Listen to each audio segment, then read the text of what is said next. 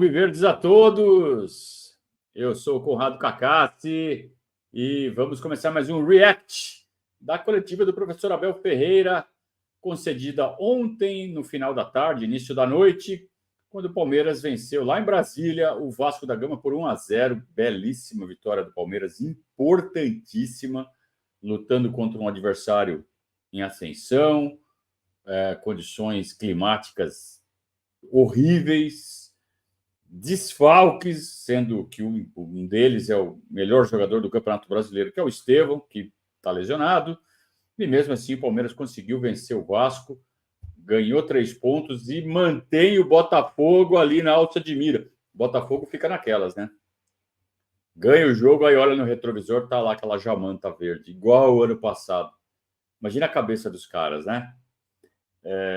Foi muito importante essa vitória ontem, inclusive no aspecto moral, né, dessa perseguição que está se desenhando, que deve acontecer até o fim do campeonato. Vamos ver o que o professor Abel disse após a partida, perguntado pelos repórteres, se bem que ele não precisa de pergunta para falar o que ele quer, né? Vamos lá.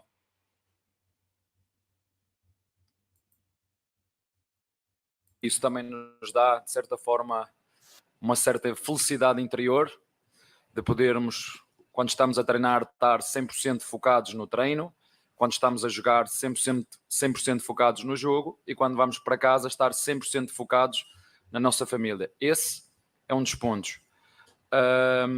Portanto, o lado emocional tem muito a ver com o descansar e o desligar a ficha, porque como vocês sabem, vocês veem na Europa toda a gente a queixar-se agora. No Brasil é assim há 20, não sei, vocês podem me ajudar, há 20 anos, há 30, né? E agora na Europa aumentaram 8 a 10 jogos, acho eu, e vocês veem toda a gente a reclamar, né? Infelizmente, um dos jogadores que falou pelo número de jogos foi o Rodri, que acho que hoje acabou por ter uma lesão até grave. A segunda pergunta que me estás a dizer, aqui há dias um diretor da base também me falou nisso. Então, professor, agora vamos fazer aqui um jardim infantil e toda a gente que vem de baixo vai fazer parte da equipa profissional. Isto não é assim. O Gilberto é um miúdo que tem muita qualidade. É verdade o que estás a dizer, não é? Ainda bem que contratamos os GIAs, porque temos os nossos 2 laterais magoados, 2 laterais esquerdos indisponíveis, o Picares que está fora e o Caio que está indisponível, mas felizmente temos o GI que está preparado e nós sabemos o que é que contratamos, nós clube. O miúdo também, tem 20 anos, o Vanderlei que fez um bom jogo hoje, é um jogador que precisa de tempo também, precisa de jogo. Mas pode ser que sim, porque como tu disseste e bem, só temos um lateral de cada lado e uma vez que a partir de segunda-feira, né, porque eles têm, vocês sabem que o Sub-20 tem a final, está lá o Luís, que podia estar connosco, mas o treinador da equipa principal é muito generoso, não é? Juntamente com o Castanheira temos uma relação muito próxima com o João Paulo da base, assim como com o treinador da base, e pensamos sempre naquilo que é o melhor para o Palmeiras no seu todo. Portanto, pode ser que sim, a meio da semana, mas eles têm jogo segunda-feira. Oi, Abel. Ele termina falando sobre essa interface entre a base e o profissional. É uma pena que não tenha pego a pergunta, né? Esse vídeo aí da TV Palmeiras, ele já começa meio cortado, como vocês devem ter percebido, já pela resposta do Abel, sem captar a pergunta do repórter. Mas ele provavelmente falou sobre a base e deve ter se referido ao Gilberto, lateral direito do Sub-20, que participou ativamente dos 2 gols do Palmeiras contra o Cruzeiro na primeira partida das finais do Brasileiro Sub-20. Palmeiras, para quem não sabe, o Palmeiras está disputando a final do Brasileiro Sub-20 contra o Cruzeiro. O jogo de ida foi 2-2 lá, no Independência, e essa semana agora decide a finalíssima aqui no Allianz Parque. E o Gilberto, lateral direito, participou dos 2 gols, e ele está falando, eu fui generoso, porque eu cedi o Luigi, que já está incorporado ao elenco do principal, ele emprestou, entre aspas, o Luigi para o Sub-20, para essa disputa das finais. Ele falou assim, eu só fui generoso com o pessoal da base. Pô, Abel, tem que ser agradecido ao pessoal da base, né? Porque a cada ano eles chegam com o Hendrick, com o Estevão, com o Luiz Guilherme, né? Agora está subindo aí o Figueiredo, que é um moleque bom demais, que teve muita falta de sorte, com 2 lesões muito graves nos 2 joelhos, né? Uma em cada joelho, nessa fase final dele de lapidação, mas mesmo assim já se recuperou e está passando um período aí de integração com o principal, quem sabe seja incorporado ao elenco principal, não sei, mas é muito bom para quem já acompanhou o menino. Ele é camisa 8, ele é volante ofensivo, mas aí ainda pode se desenvolver, né, em várias funções. Ainda não sabemos exatamente o que será. A tendência é que seja um 8. Então o Abel tem que ser grato mesmo e precisa aí do Luigi? Tá aí o Luigi, né? Afinal de contas, é o Luigi, né? Que ainda também tem muito que aprender. O Palmeiras não é dependente do Luigi. Mas aí no início da resposta ele estava falando, mais uma vez, falando de calendário, então, de como ele fica satisfeito de poder jogar só uma vez por semana, de poder focar só no treino, quando é período de treino, só em jogo, quer dizer, ele não tem que estar jogando e já pensando que daqui 3 dias tem outro jogo. Ele sabe que ele vai poder voltar para casa, descansar, ver a família, planejar o treino, dar o treino, sabe? Fazer toda uma semana decente de trabalho para enfrentar o Atlético Mineiro no próximo sábado. Então, mais uma vez ele falando de calendário e falando que, na Europa, eles aumentaram o número de jogos. Quer dizer, em vez do Brasil seguir o exemplo da Europa e enxugar, a Europa está copiando o Brasil e está inchando o calendário de jogos, inchando o calendário, porque entenderam que quanto mais jogo, mais fatura. Então, é o rabo abanando o cachorro, né? É uma pena. Olá. Tudo bem, Nicolete, ESPN. Hoje você não teve o Estevão, que é aquele jogador de drible rápido que vai para cima, e aí entra o Veiga, que é outra característica. Muda muito a característica do Palmeiras com essa mudança? O que você imaginou sem o Estevão e colocando o Veiga? Claro que muda. Olha, eu na última conferência não entendi muito bem a pergunta de um colega teu e até fui... grosseiro. Eu não entendi a pergunta que ele me fez. O Veiga e o Maurício podiam jogar ao mesmo tempo. Jogaram hoje, podem. Há diferenças. Qual é a diferença? Enquanto tu tens eu se meter o Estevão e hoje queria que jogasse um direito... Deixa eu só fazer um parênteses aqui. O Abel foi grosseiro naquela pergunta. A gente fez o react na semana passada. Não custava nada ele ter respondido. Foi o Regis que fez a pergunta. E aí, no final da coletiva, ele acabou respondendo. Caiu a ficha dele, ele respondeu. Mas o fato dele ser grosseiro, para mim, tudo bem. Cara, é futebol. É como se a gente estivesse jogando bola. Você tá jogando bola, você dá uns esbarrão, dá umas pancadas, e é do jogo. O cara fez uma pergunta, dá uma resposta atravessada. Beleza, é do jogo. Faz parte do jogo, principalmente porque você está fazendo uma pergunta num ambiente que ainda está quente, de jogo, de pós-jogo, né? A coletiva é pós-jogo. Então, tudo bem. Foi grosseiro? Foi grosseiro. Tá tudo certo? Tá tudo certo. Um esquerdo à direita. O Veiga é quase como um ponta construtor. É um ponta que vem para dentro. Vocês viram que ele rematou, inclusive, uma bola que bateu no poste. Eu não vou pedir ao Veiga que seja o Estevão. Eu peço ao Veiga que seja o Veiga. Ele acaba por ser um ponta construtor. O Estevão é um ponta desequilibrador. E com o Veiga a poder vir para dentro, nós temos sempre o Giai de trás para a frente. Já o Rocha no último jogo fez também muito bem, de trás para a frente. Vamos lá.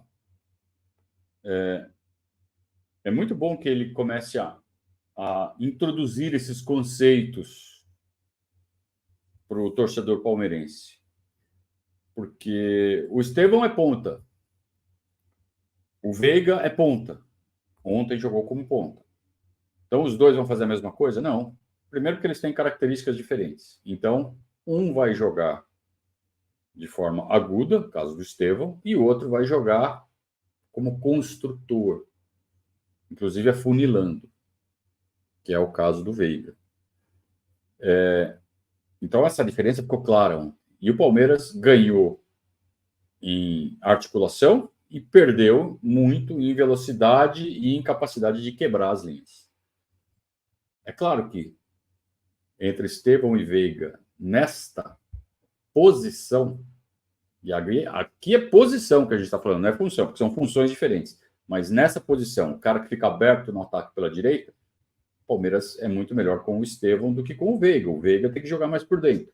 O Veiga tem essa característica, ele é puxado naturalmente para o meio do campo. Só que ontem quem estava de lateral era o Giai. E o Giai tem essa tendência de também atacar funilando. Então o que aconteceu foi que por fora o Palmeiras ficou meio sem aquele cara para abrir o lateral esquerdo do Vasco. Então essa foi uma das razões que o Palmeiras... Porque o Palmeiras teve tanta dificuldade, não é tanta dificuldade, mas teve alguma dificuldade em abrir a defesa do Vasco, em criar um monte de chances que poderia ter criado, até porque a defesa do Vasco estava dando espaço. Agora, ele sabe que o Veiga joga assim. Vamos ver se, no complemento da resposta, ele explica por que ele escolheu o Veiga, porque para mim não foi uma boa escolha, desde o começo. Eu não estou falando só agora que o jogo já foi. Lá no começo eu já achei que não foi uma boa escolha colocar o Veiga nessa posição. Mas vamos ver o que ele fala. Não trocamos muito, mas desafios a vocês tivemos que... Eu costumo dizer que a nossa comissão técnica deu a volta ao mundo. Começamos há 10 anos atrás a jogar de uma maneira, fomos andando, experimentando tudo, tendo em conta as características dos jogadores, andamos, para chegarmos a um ponto, voltamos outra vez à origem. E é assim que funciona. Uma equipa é um processo inacabado em função das características dos jogadores que temos disponíveis. Vocês sabem que temos muitos jogadores indisponíveis. O Lomba, Rocha, Mike, Piquerez, o Caio, o Estevão. Está-me a faltar aqui mais um. Quem? O Gabriel Menino. Vem parecer que obrigado pela ajuda. E nós encontramos soluções, eles dentro...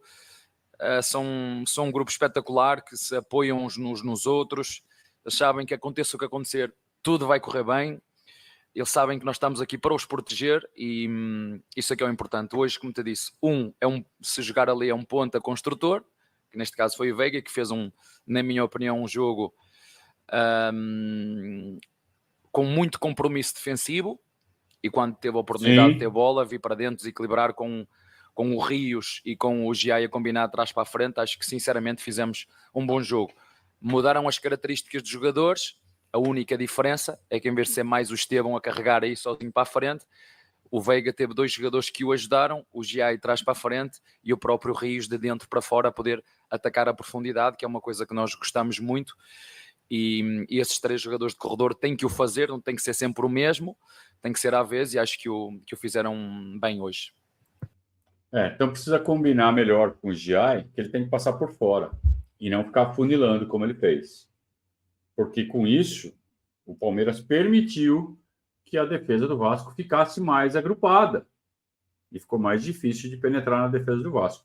Mas eu também entendo que isso são ajustes. Afinal de contas, foi a primeira vez que esse trio do lado direito jogou junto. Então, são ajustes que precisam ser feitos, né? O Giai precisa passar por fora e não ficar entrando em diagonal e trombando com o Veiga. Ou obrigando o Veiga a sair, a ser ele o cara da lateral, o cara da largura. Que aí a gente perde muita qualidade. A qualidade do Veiga não é para ficar jogando colado na linha lateral. Pelo menos na minha concepção de futebol, isso faz sentido. Claro. Esse moço aí que está na tela de vocês aí entende muito mais do que eu, né? Mas vamos lá. Abel, aqui, Zé Renato da Globo. Nos 2 últimos títulos do Palmeiras, sempre houve um momento de arrancada no campeonato, de uma sequência importante de vitórias. E agora, 5 vitórias seguidas, com a diferença de que nessa edição o Palmeiras só tem o Campeonato Brasileiro para disputar. Qual o lado positivo disso? O que isso te ajuda nessa arrancada final e importante agora, já que estamos no último terço ali do campeonato? Olha, primeiro, jogar um jogo de cada vez. Eu, pessoalmente, sinto-me mais leve, mais tranquilo, durmo melhor, não tenho tantas viagens. É A minha família agradece, especialmente a minha esposa. Diz que eu estou mais bem-humorado e tudo em casa, e isso é bom. Como te digo, tem muito a ver com isso. Eu acho que este descanso nos dá anos de vida. Eu falo por mim, dá-me vida este jogar de domingo a domingo. Mas como eu disse ao teu colega na última conferência de imprensa, um jogo de cada vez, okay? Um jogo de cada vez. Neste momento a classificação diz que é o Botafogo que está na frente e por mérito próprio. Trabalho dos seus jogadores, trabalho da sua direção, trabalho do seu treinador. E nós vamos jogo a jogo, um jogo de cada vez. Agora não podemos mentir, vocês sabem que o Palmeiras em todas as competições que entra para ganhar. Feliz ou infelizmente, não sei, ficámos eliminados da Libertadores, ficámos eliminados da Copa do Brasil. Claro que é infelizmente, né, Abel? Claro que é infelizmente. Mas, por outro lado, existe uma compensação, que é tudo isso que você está falando. Tempo, a qualidade de vida entre os jogos, a qualidade dos jogos do Palmeiras sobe extraordinariamente, porque tem tempo para pensar exclusivamente no jogo do fim de semana. Então, tem, como tudo na vida, vantagens e desvantagens. Mas é claro que infelizmente, é claro que a gente queria estar disputando a Copa e a Libertadores ainda.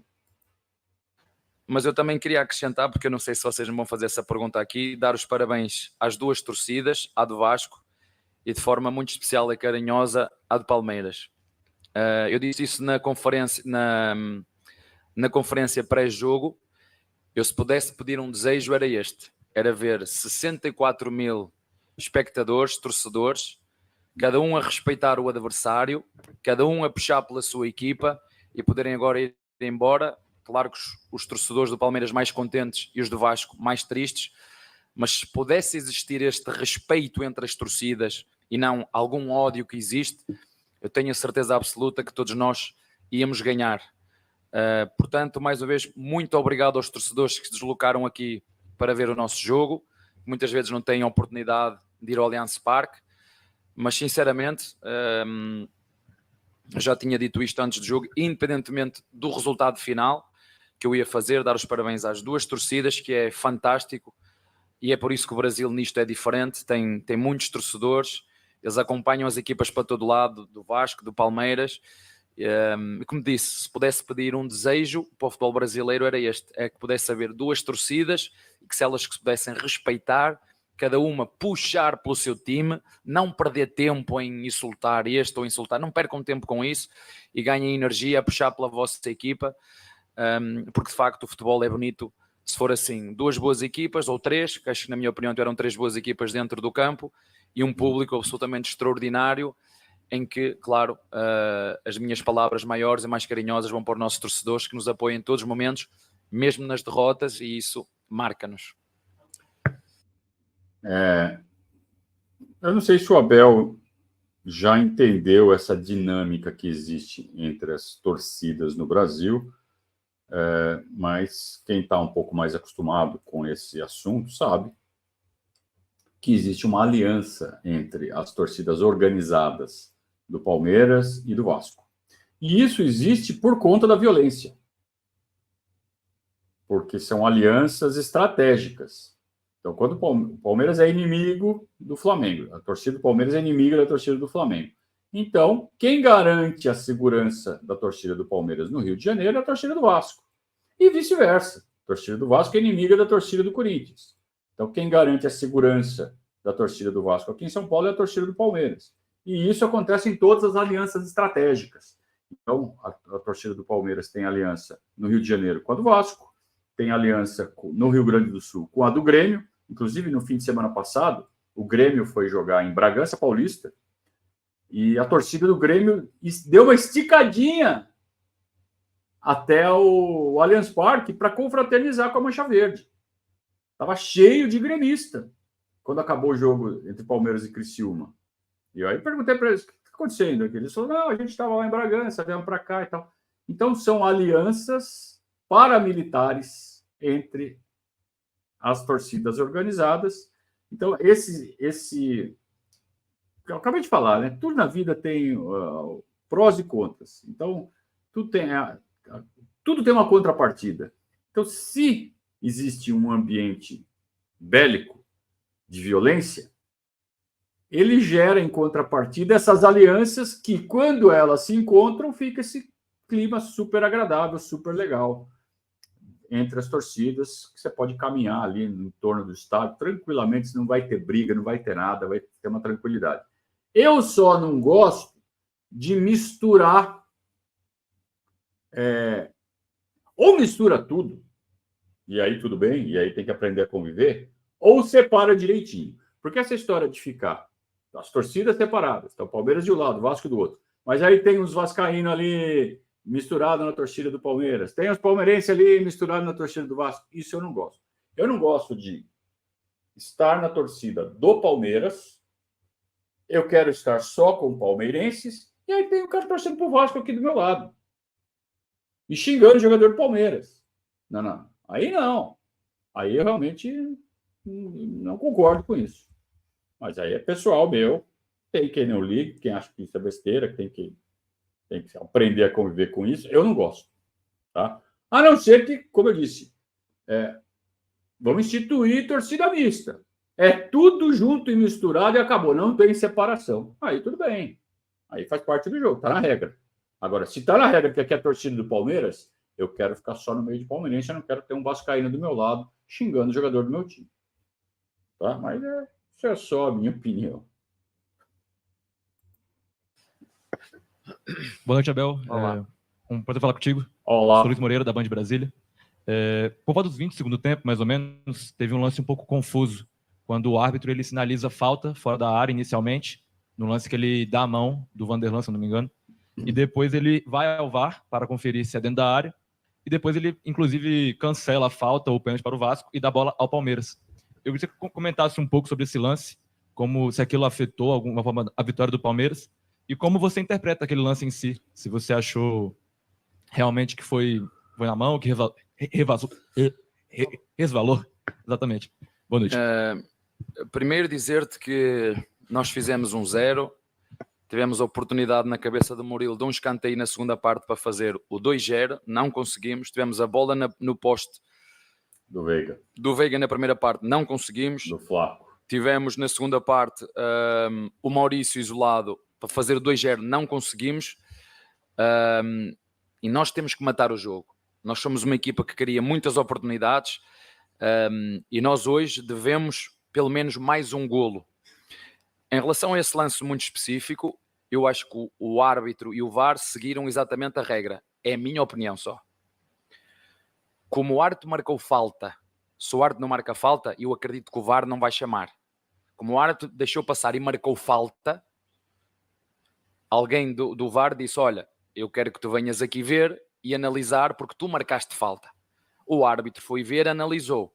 E na minha opinião, volto a dizer, eu acho que ele seguiu a regra.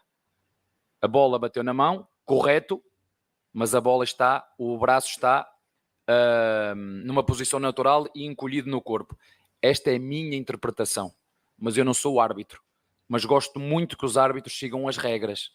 Como foi, por exemplo, no último jogo o Caio agarrou como último defensor, agarrou o centroavante do Alano, do Criciúma. Do Criciúma. E, por exemplo, no jogo contra outros jogos, contra o Botafogo, não foi isso. É só seguir as regras.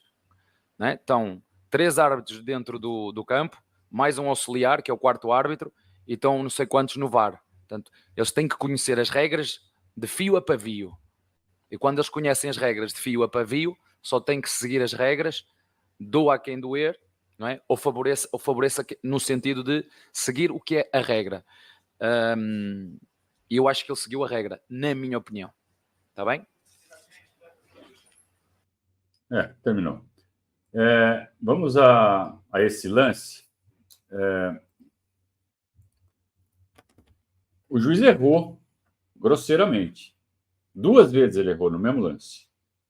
Ele errou ao marcar a falta, que para mim não existiu, que, como disse o Abel, o braço do Vanderlan... Inclusive, ele está fazendo o movimento de puxar o braço para dentro para não caracterizar o toque na mão.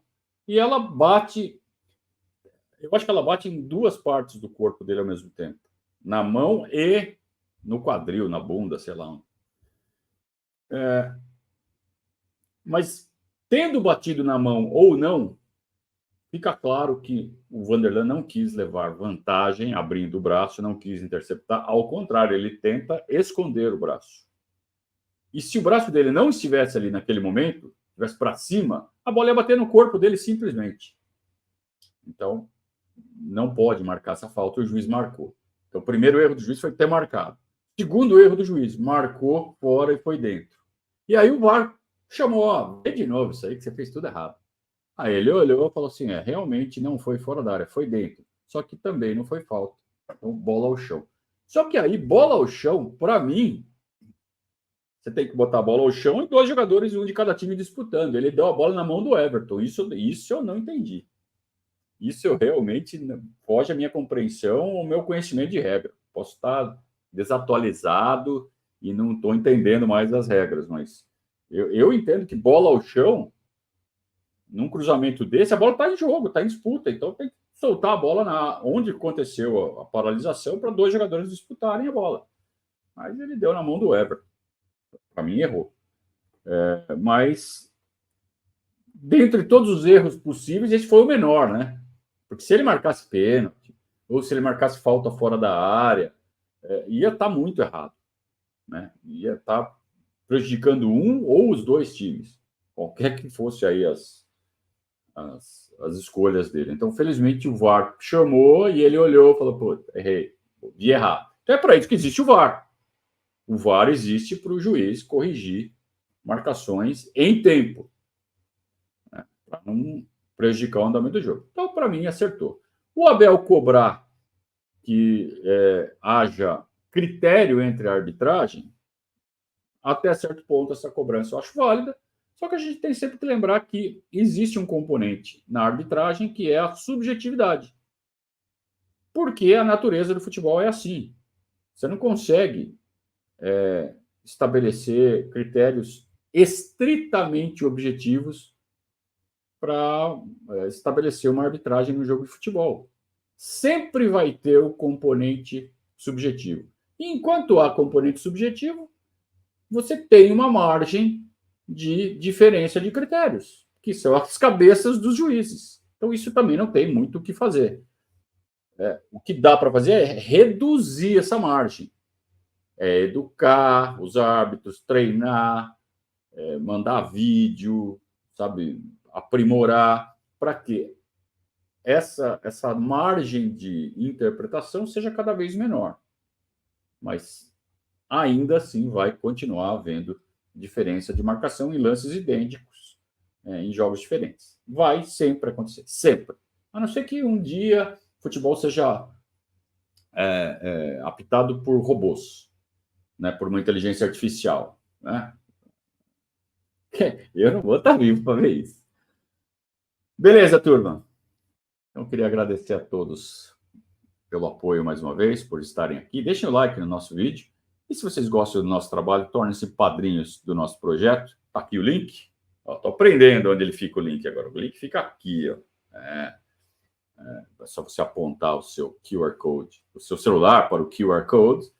Ou, se você tiver já no seu celular e não conseguir apontar porque você está no seu celular, aí você vai lá, www.verdazo.com.br/padrinho e escolha a plataforma e torne-se um padrinho do nosso projeto para interagir com toda a comunidade de padrinhos nos grupos de WhatsApp, participar dos eventos, dos churrascos.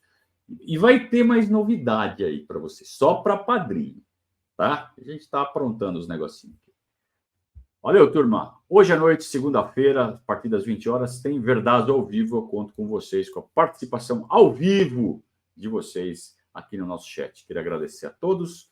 Um grande abraço, ótima semana. Saudações ao Viverdes.